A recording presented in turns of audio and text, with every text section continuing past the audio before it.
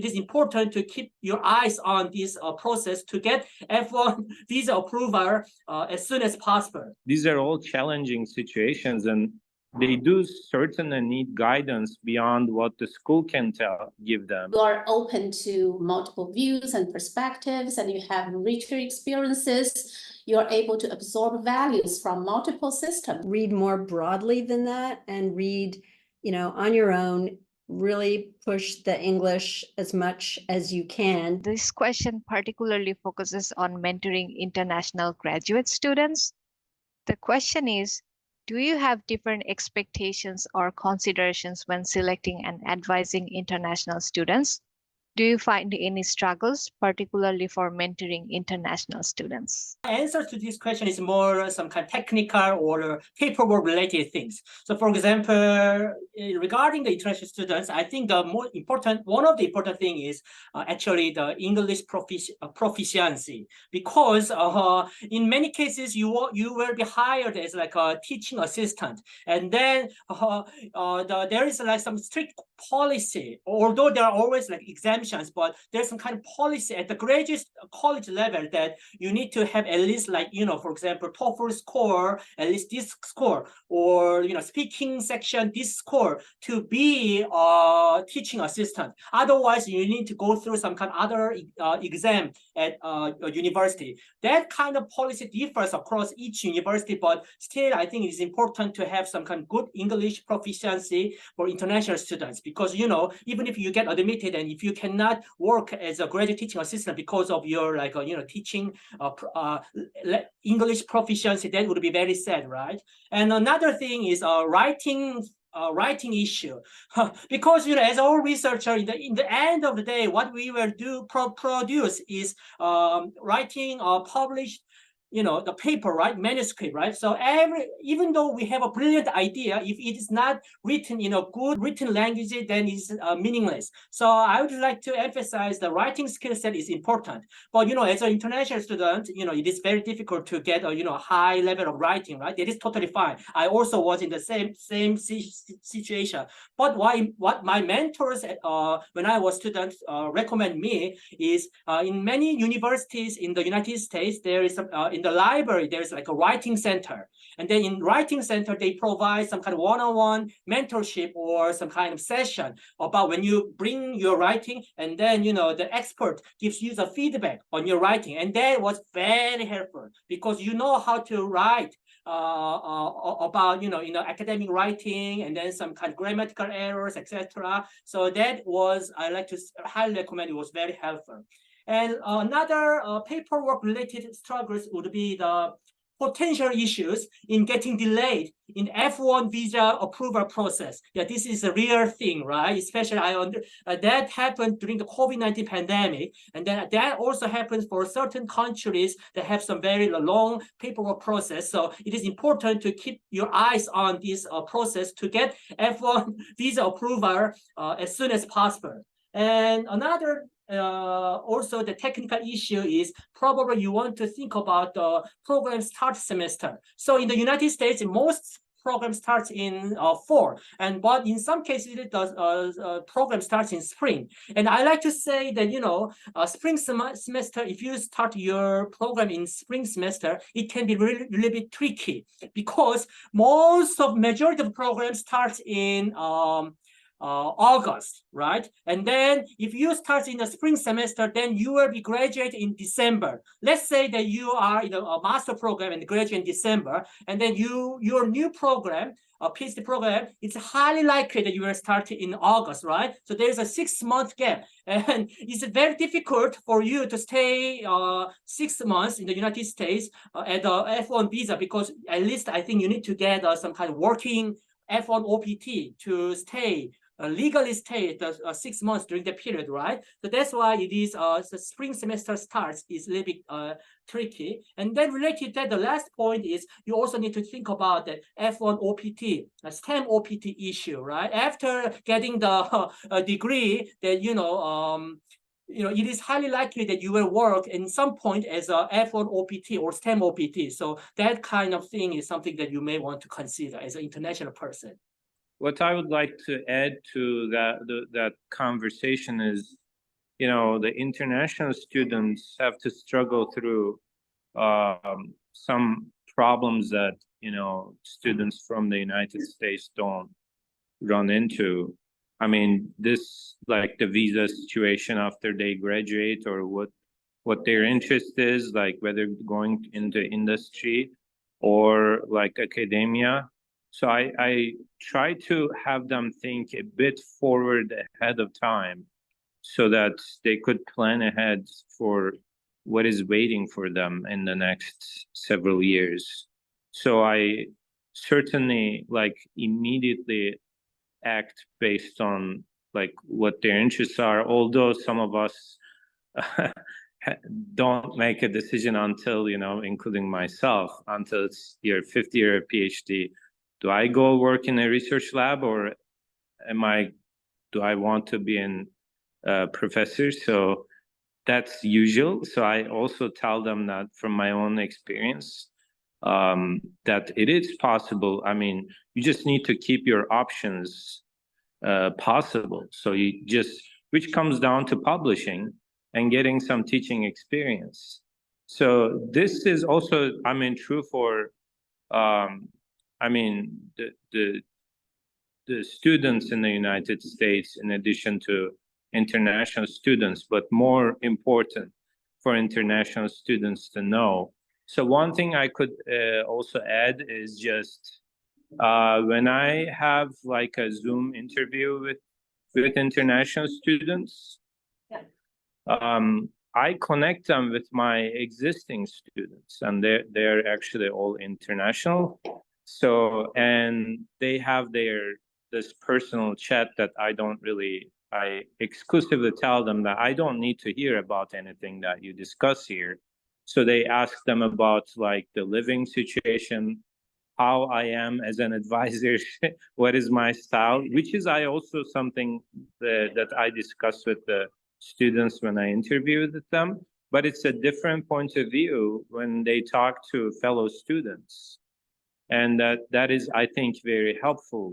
So I connect them, so then they end up actually picking them up at the airports, helping them like all with the struggles of like settling in a new place they have no idea about, right? These are all challenging situations, and they do certainly need guidance beyond what the school can give them. And I'm very cognizant of this because I was once an international student as well, and I went through a lot of struggles. So here again, two parts. And the first, whether or not we have different people, professors have different expectations for international students. No, for me, from my perspective, in terms of selection, criteria, standards, no, exactly the same for me. But I do understand they might be, when I say exactly the same, with one exception, that's the language issue. We have to deal with it when they come in. Otherwise, everything is all standards are exactly the same. About advising them, or from the student's perspective, what kind of struggles they may experience. Well, I think international experiences is actually a great asset, even though one language might be a barrier at the beginning, but then having that international experiences, I found it's really great. At the very beginning, you are open to multiple views and perspectives, and you have richer experiences. You're able to absorb values from multiple systems. I thought it's a great thing.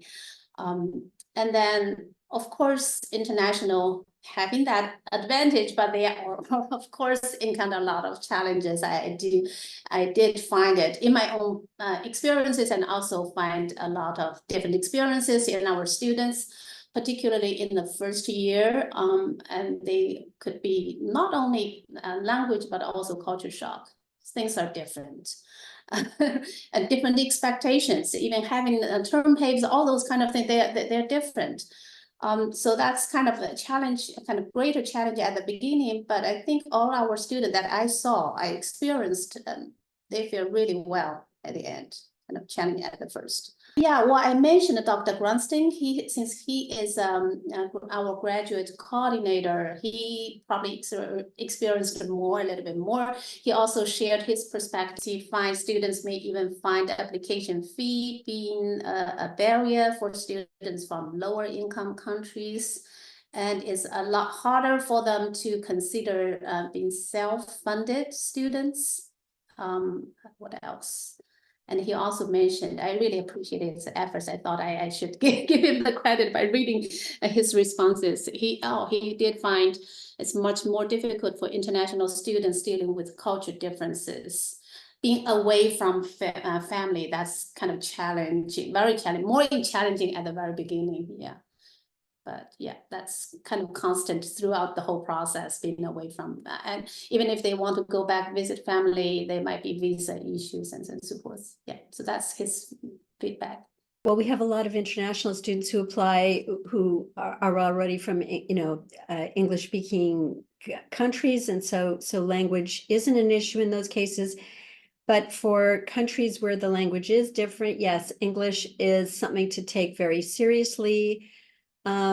We have, at least at Maryland, a pretty high bar for English, which is tough. That can make it difficult.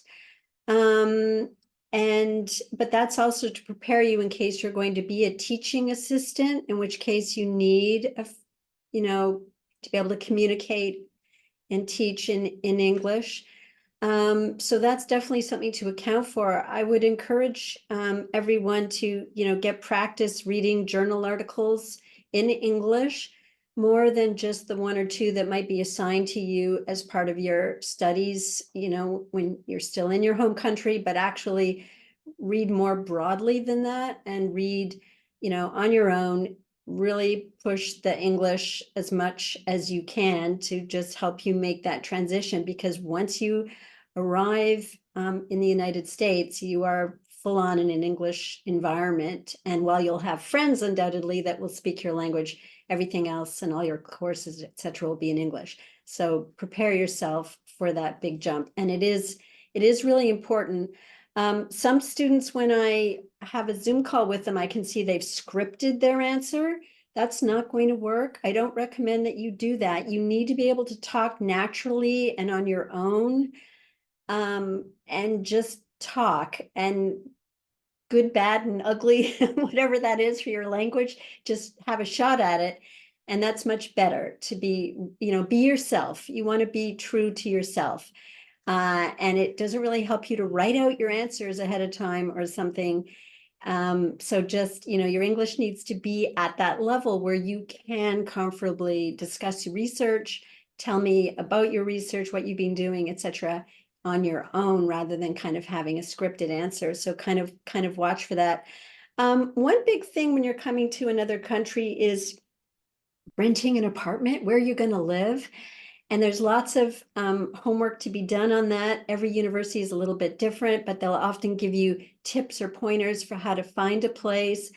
Some of our students who come in run into some barriers where they don't understand how it works you have to put a deposit down on an apartment. This is extra money that's needed to cover that deposit. And this gets expensive. But then if you want to move because you arrive in your apartment and you realize, oh, I don't want to live here. This is not what I thought it was going to be like. Or I really want to live with these other friends that I've just met, and this would be wonderful, and they could take me in.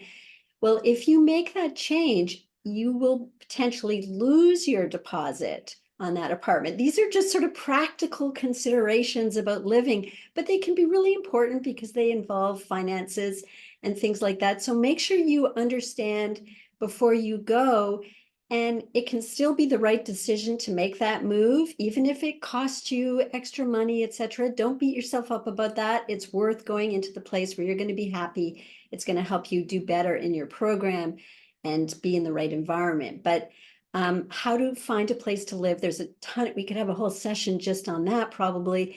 But again, departments are set up to help you. You want to ask your department for for kind of questions, but that is one area I think that a lot of students have some challenges with, and it can be upsetting to all of a sudden have to pay more money when you're not expecting it. So just be prepared for that. I do think, as we've mentioned, others have mentioned about what are you trying to achieve by studying abroad? What is really your goal here? If you just want to say, if I hear something like, I want to be a professor, I want to be honest about this. These kinds of jobs are much more difficult now to find than probably some years in the past, where faculty positions were a little bit more available. Now they're much more challenging to find. And so you want to think about that, think about your plans, think about what you really want to do, why you're going, why you want to go, all of those kinds of things, and think about that. And yeah, what am I going to do when I finish my degree? What kind of position do I want? Am I being realistic about this position? Find out a little bit about it, ask others. Which reminds me, by the way, an important thing that an advisor can do is put you in touch with their other students so that you can find contacts, and so that you have a way to ask questions and kind of can find the inside scoop on a place. And on the advisor, you should ask about the advisor. What do these other students think of the advisor, and what do they think about that department? So, ask lots of questions, but including kind of career-oriented questions, because if you say, like, I want to be a professor, well, is that realistic? And it might be. I'm not trying to say you won't make that, but everything is a little bit more challenging these days. So just be realistic, I think, and keep that in mind.